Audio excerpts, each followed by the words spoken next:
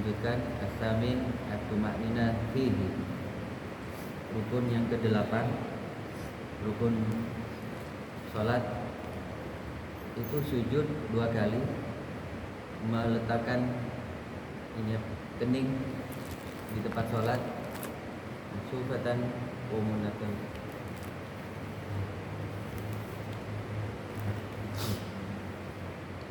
Wa min butuni asabi rijlain. Jadi yang ditaruh di tempat sujud itu ini 2 kanan kiri, ini kanan kiri 4 sudah, tangan telapak tangan kanan kiri 6 ya. Terus kening 1 sama ujung hidung.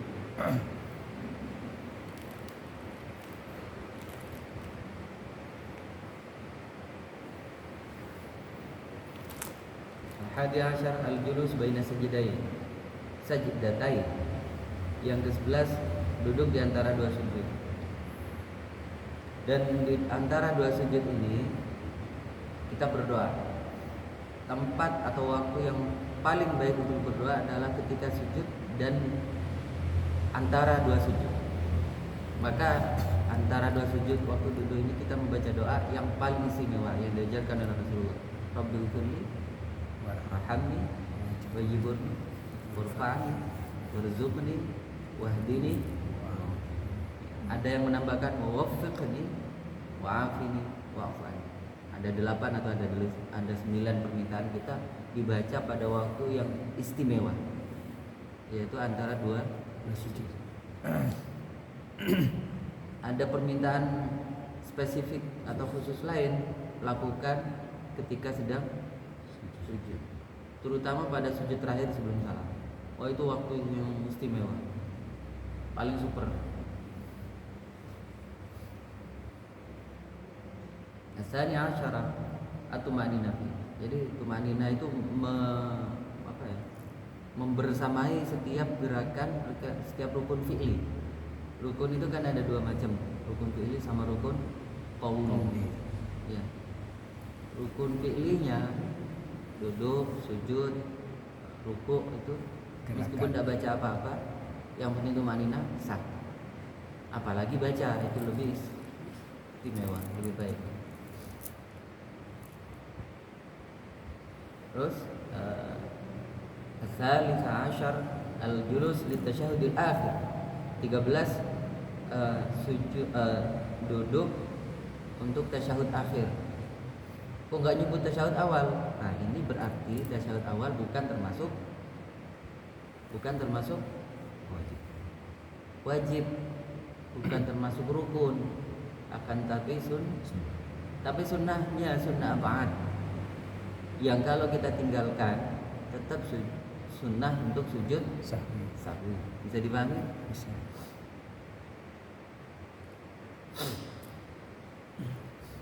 Sujud akhir, tasyahud akhir yang menjadi rukun dari salat,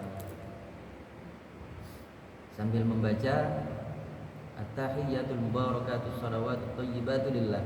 Assalamu alayka ayyuhan nabiyyu wa rahmatullahi wa barakatuh. Assalamu alayna wa ala ibadillahi sholihin.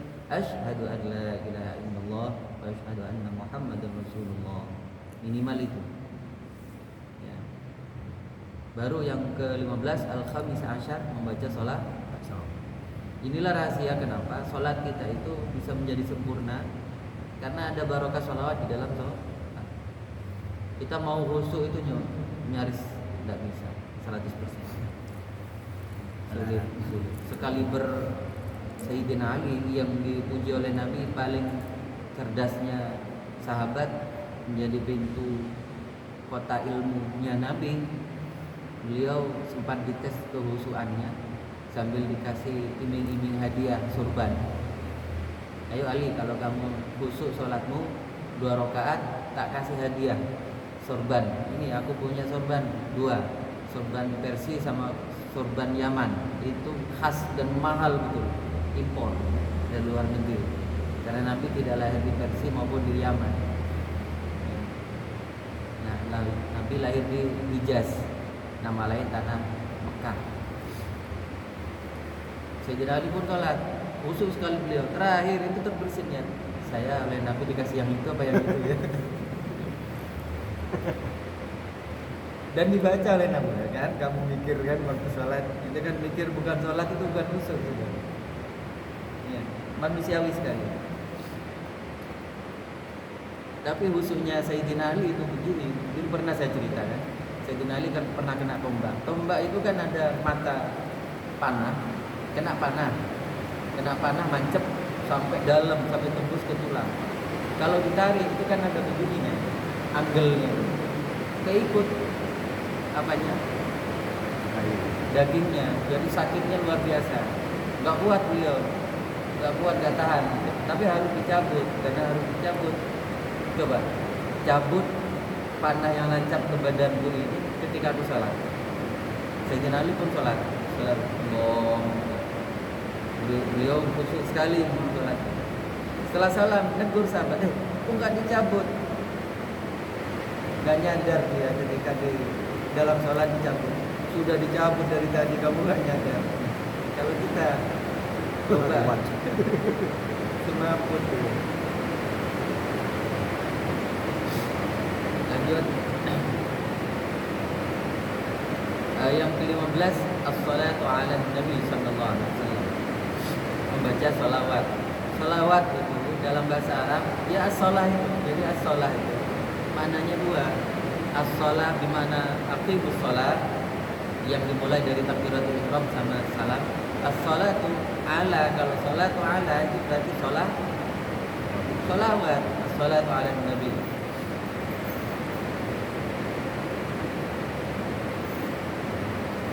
Jadi paling minimnya membaca Allahumma sholli ala Muhammad.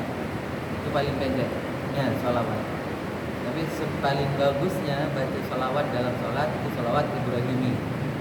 Ya, Allahumma sholli ala sayyidina Muhammad kama shallaita ala sayyidina Ibrahim wa barik ala sayyidina Muhammad kama barakta ala sayyidina Ibrahim. Terus itu sampai selesai ditutup dengan innaka hamidum majid. Itu kita kenal sebagai salawat Ibrahim. Baru terakhir yang ke-8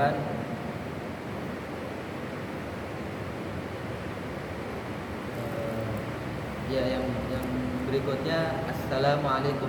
Membaca salat itu diakhiri dengan salam yang wajib sekali lagi itu yang ke kanan. Yang ke kiri itu hukumnya cuma bedanya saya terangkan lebih lanjut.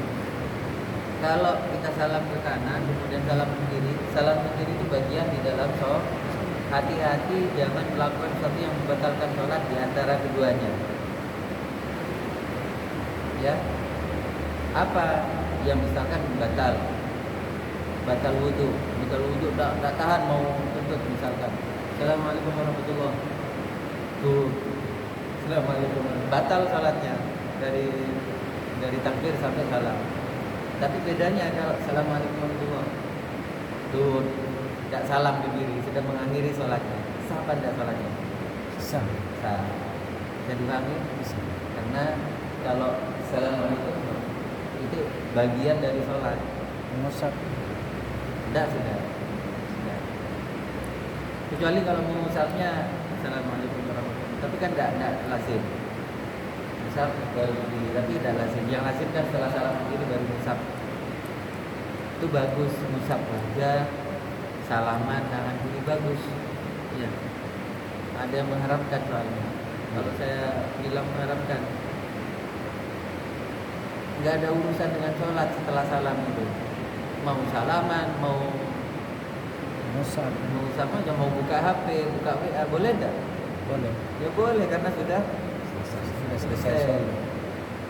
Terus wiritan boleh apa enggak? Lebih banyak malah.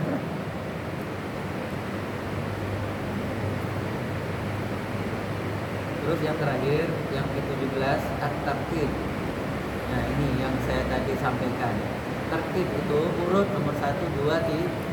Tapi tidak lantas sesuatu yang dirangkap yang jalannya bersamaan itu harus diurut secara sempurna. Bisa dipahami? Tadi itu saya berdialektika.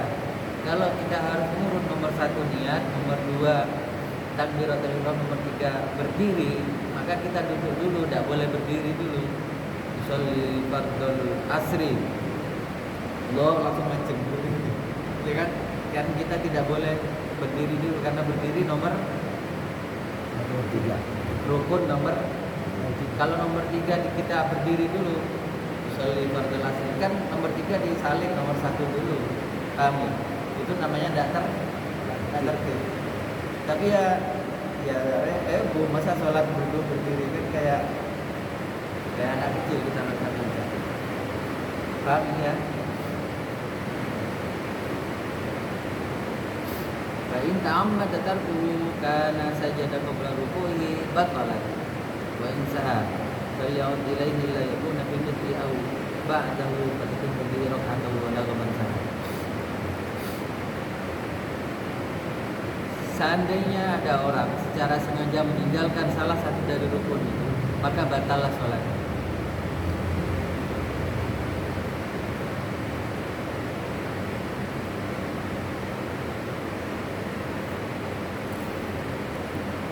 Seandainya lupa melakukan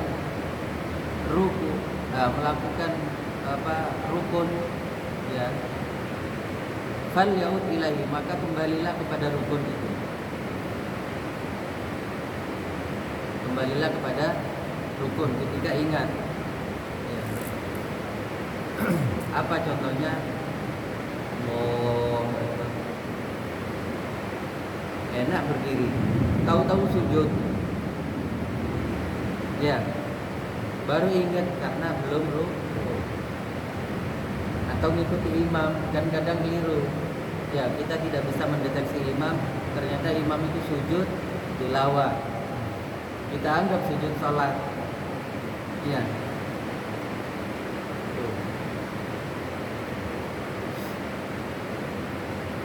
Ada pertanyaan sampai di sini?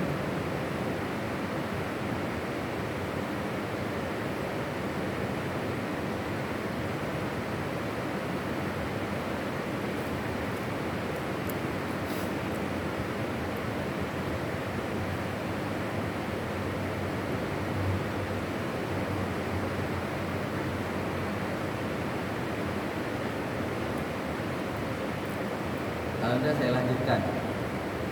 Ringannya, sudah selesai pembahasan tentang rukun sholat, kita masuk ke pasal berikutnya. Yajibu ala waliyyi as-sabiyyi was-sabiyyah al-mumayyizain an ya'muru bis shalah. Kadang orang masyarakat tidak nyuruh anaknya untuk sholat. Ini kekeliruan besar. Dengan beralasan sering tidak balik. Memang anak itu yang belum balik itu, belum memayyiz minam itu tidak wajib sholat. Yang wajib adalah kita menyuruh. Bedakan. Kewajiban anak untuk sholat baru dimulai ketika dia itu sudah balik. Tapi kewajiban orang tua untuk menyuruh anak dimulai dari ketika anak itu ngerti untuk disuruh. Kan belum balik umur 5-6 tahun kan sudah bisa disuruh-suruh. Dong, Bing, lagi kerupuk, lagi aing, kan bisa anak itu sudah umur 5-6 tahun belum balik. Ya. Nah, apa susahnya kita nyuruh anak? Nah, sholat. Meskipun sholatnya nosang tidak ketemu curau dan tidak baca, tapi itu kita menggugurkan kewajiban kita sebagai orang tua. Apa itu? Menyuruh anak untuk sholat. Nah, nyuruhnya itu kalau masih belum balik, jangan dalam-dalam. Yang kalau nggak dia sholat kita pukul. Enggak. Tetap ajari sholat, diajak ke masjid meskipun dia itu bermain. Habis itu dia loncat-loncat. Ya maklum lah umur 5 tahun. Kita yang umur 50 tahun saja sering kita sholat loncat-loncat. Pikirannya, bukan badannya. Tapi pikirannya lebih parah itu, sholatnya loncat-loncat. Nah, ketika mendidik anak seperti itu, baru kalau sudah umur 7 tahun kita ajari betul, sekali boleh memberi hukuman ringan-ringan. Umur 10 tahun belum mau sholat boleh dipukul. Itu ajaran Nabi. Ya, jangan abai terhadap ini. Wa yu'allimuha ahkamaha ba'da sab'i sinin. Jadi umur 7 tahun mengajarkan tentang hukum-hukum sholat secara jelas pada umur 7 tahun. Wa yadribu ala tarkiha ba'da asyri sinin, memukul anak ketika tidak mau sholat, meninggalkan sholat ketika umur 10 tahun. Kan sudah balik gitu, tapi akalnya kan belum sempurna. Kita kadang kan 1-2 kali masih ada nakalnya, sholat subuhnya tidak mau, pukul saja. Pukul yang tidak menyakiti, jangan memukul wajah. Ya.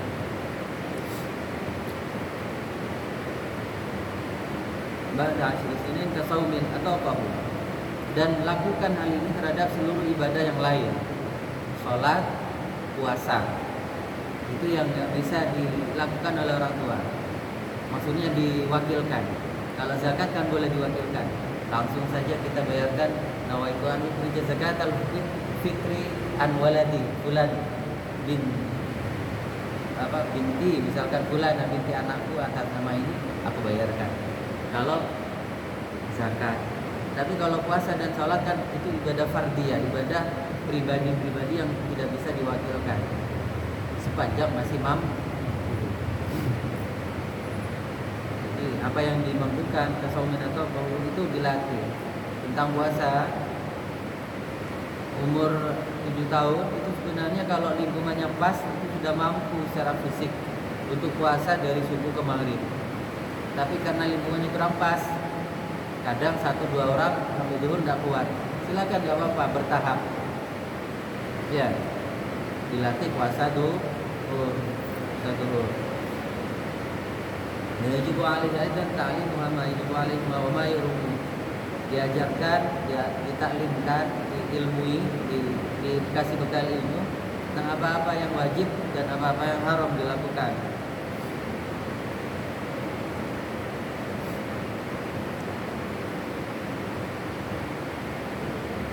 Jadi diajarkan tentang rukun-rukun sholat, syarat sholat, apa-apa yang membatalkan sholat, wa kulli man qadara alaihi min ghairi, dan segala sesuatu apapun yang terkait.